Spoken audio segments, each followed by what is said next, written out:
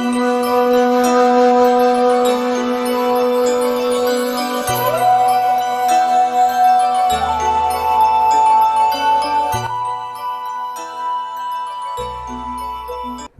मित्रों, जिंदगी हौले हौले में एक बार फिर आप सभी लोगों का हार्दिक स्वागत है। भाषा और साहित्य की प्रस्तुति में आज विभाजन आधारित कथा साहित्य की श्रृंखला के अंतर्गत अज्ञे की एक और कहानी लेटर बॉक्स का पाठ प्रस्तुत किया जाएगा।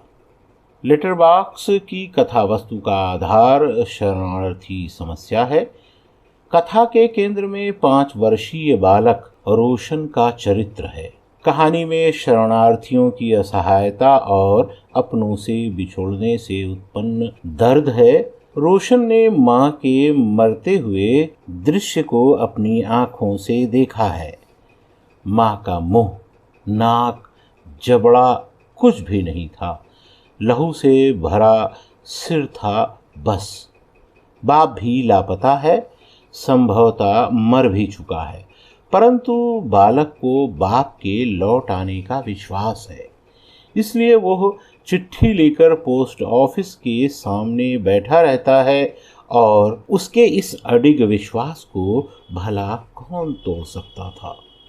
मानवीय करुणा और भावुकता पर आधारित इस कहानी द्वारा विभाजन के उस अमानुषी पक्ष पर प्रकाश डाला गया है जिस पर विभाजन संबंधी कहानी के अन्य लेखकों का ध्यान प्रायः नहीं गया है। उस समय हत्याएं हुई, लूटपाट, आगजनी, महिलाओं के साथ हुए दुराचार इत्यादि की घटनाओं पर लेखों और कहानियों की भरमार मिलती है और उस पर विस्तार पूर्वक चर्चा भी की गई है। लेकिन इसी के बरक्स विभाजन के समय हुए बच्चों के साथ पशुवत व्यवहार को लगभग अनदेखा ही किया गया। इस दृष्टि से इस विषय पर अपेक्षित रूप से कहानियां नहीं लिखी गईं, इसलिए लेटर बॉक्स का महत्व और भी अधिक बढ़ जाता है, क्योंकि इस कहानी में एक बच्चे की व्यथा और पीड़ा को अभिव्यक्ति प्रदान की गई है। मित्रों, कहानी का पाठ प्रस्तुत करने से पहले मैं आप लोगों से एक बार फिर ये निवेदन करूंगा कि अगर अभी तक आप लोगों ने इस पटल को सब्सक्राइब न किया हो तो ज़रूर सब्सक्राइब कर लीजिए। इससे मेरे उत्साह का वर्धन होगा। साथ ही मैं और जोश के साथ आप लोगों को इस प्रकार की रचनाओं से रूबरू करवा सकूंगा। और ये भी निवेदन है कि पटल को लाइक भी दीजिए और इसे शेयर भी कीजिए। और ये भी निवेदन है कि कमेंट बॉक्स में अपनी प्रतिक्रिया ज़रूर दीजिए। धन्यवाद। कहानी का पाठ प्रस्तुत है। शरणार्थी कैंप में मेरा अपना कोई नहीं था, पर जिन जिन अपनों का पता लेना चाहता था, प्रायः सभी का कोई न कोई साथी वहाँ मिल गया और सबकी खबर मुझे मिल गई थी। कितनी बड़ी से बड़ी दुर्घटना को मनुष्य कुछ न कुछ करके निकाल देता है। यदि वो कह सके कि मेरे अपनों की कोई क्षति नहीं हुई। मैंने कैंप के बाहर निकलकर कई एक चिट्ठियाँ लिखीं। कुछ जिनके पते मिल गए थे उनको, कुछ अपने और परिचितों को जो उनके बारे में जानने को उत्सुक होंगे। सब पर पते लिखे और जेबी डायरी में से टिकट निकाल कर लगाए और डाक में छोड़ने चला। छुट्टी का दिन था, पर मुझे डाक घर से कुछ लेना नहीं था। कैंप जाते हुए मैंने देख लिया कि रास्ते में वहाँ डाकघर पड़ता है ताकि डाक जल्दी से निकल जाए। छोटी जगहों में लेटर बॉक्स से डाक निकलने में 1 दिन की देरी तो होती ही है, अधिक न हो। छोटी जगहों में कोई त्वरा का बोध ही नहीं होता। बड़ी जगह में ही ये धुन होती है कि सब कुछ जल्दी हो, तेजी के साथ हो, क्योंकि हर किसी को काम है और हर काम ज़रूरी है और हर ज़रूरत तात्कालिक। डाकघर पहुंचकर देखा बॉक्स के मुंह पर टीन का ढक्कन लगा रहता है, वो टेढ़ा होकर मुंह में ऐसे फंसा है कि चिट्ठी भीतर डालना मुश्किल है। चिट्ठी फंसकर रुक जाती है। कोशिश करके देखा, एक एक चिट्ठी को मोड़कर भीतर घुसाकर और हाथ डालकर अंदर कुछ दूर तक ठेले देने से फिर वो भीतर जा गिरती है। भीतर फर्श पर गिरने की आवाज़ खिश सुनाई देती है। मैं चिट्ठियों को एक एक करके डालने लगा। देखा, मुझसे कुछ दूर पर एक छोटा सा लड़का मेरी ओर देख रहा है।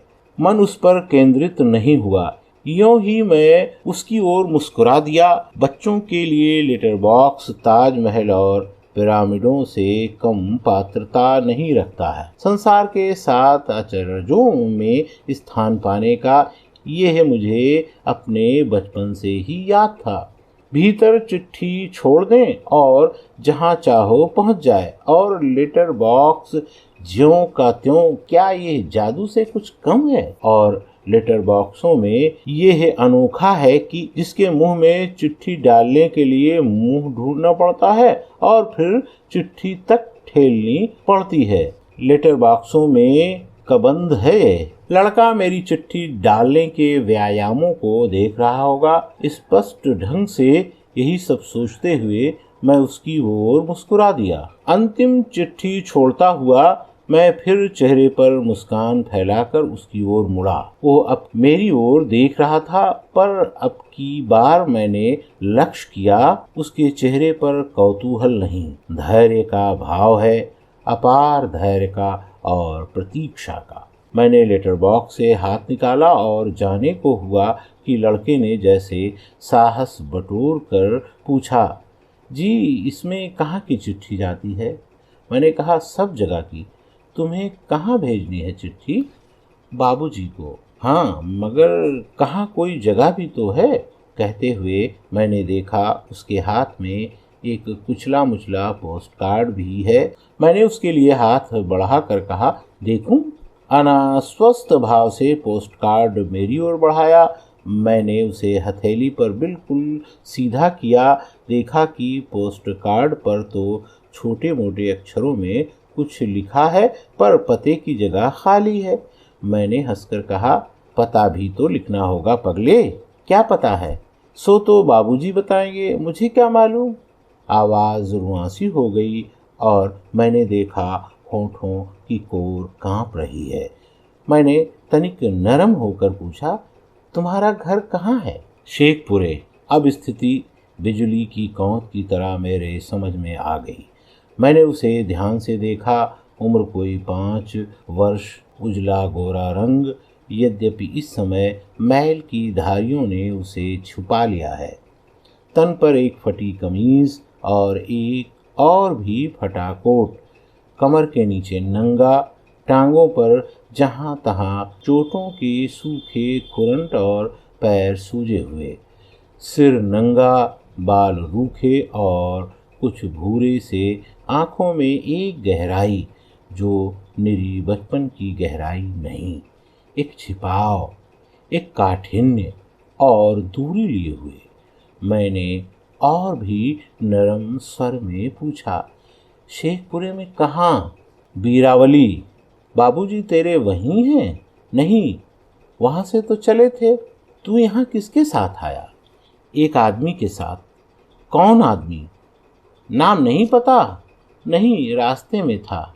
मैं डाकघर के बरामदे की रेलिंग के सहारे बैठ गया और उससे पूरी बात पूछने लगा।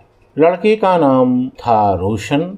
घर से वो माँ और चाचा के साथ चला था लाहौर जाने के लिए। पिता भी गांव से शेखपुरे तक साथ आए थे, वहाँ से अलग हो गए थे एक दूसरे गांव में जाने के लिए, जहाँ से रोशन की बुआ और फूफा को लाना था। दोनों बूढ़े थे और बाल बच्चा उनका कोई नहीं था। 2 बेटे जंग में मारे गए थे, जापान की तरफ।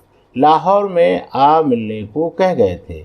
लाहौर की तरफ जाते जाते और भी कई लोग उनके साथ हो गए थे, लेकिन रास्ते में कुछ लोगों ने बंदूकों से बहुत सी गोलियां चलाईं और कुछ साथ के मारे गए।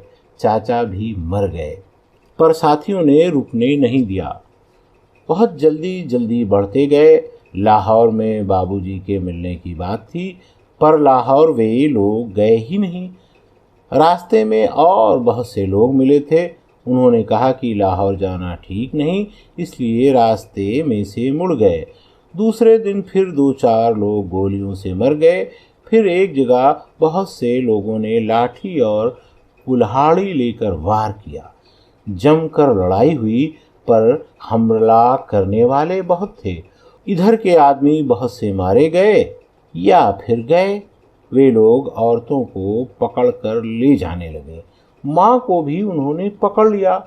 माँ चिल्लाई, पर जिसने पकड़ा था उसने जोर से उनका मुंह अपने कंधे के साथ दाब दिया। तब माँ ने कंधे पर बड़े जोर से काट लिया और उस आदमी को झंझाड़ने पर भी नहीं छोड़ा।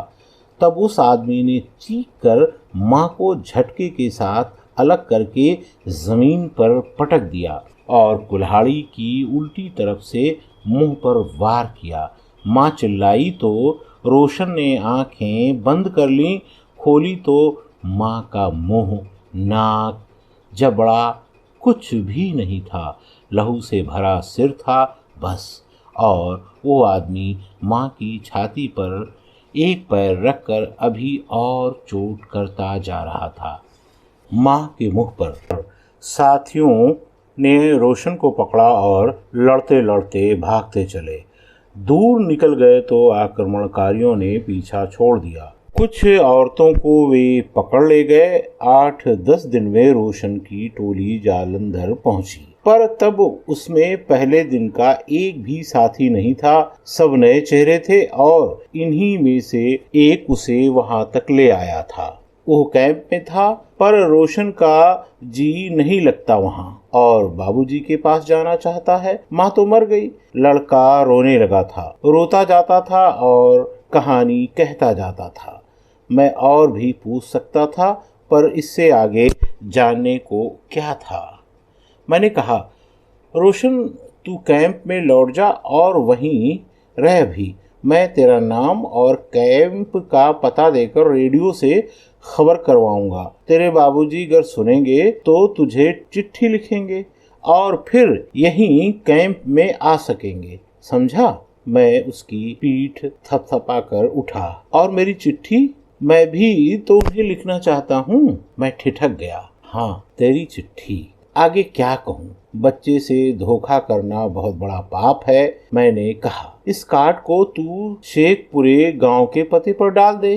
वहां से तो चले गए, बुआ के गांव गए थे। वहां का पता? वहां तो उनको लेने गए थे। वहां बैठे थोड़े ही रहेंगे। ठीक कहते हो बेटा, लड़के का तर्क बिल्कुल ठीक है।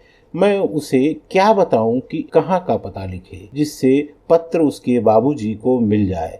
सोचकर मैंने कहा, लेकिन वहां से डाक खाने वाले आगे भेज देंगे ना, जहां तेरे बाबूजी गए होंगे। डाक खाने वालों को क्या पता भला? तुम कुछ नहीं जानते बाबू साहब। मेरी चिट्ठी मुझे दो। मैंने चाहा कहूँ, बेटा ठीक कहते हो तुम, मैं सचमुच कुछ नहीं जानता। पर प्रत्यक्ष मैंने केवल कहा, लो। उसने पोस्ट कार्ड मेरे हाथ से ले लिया।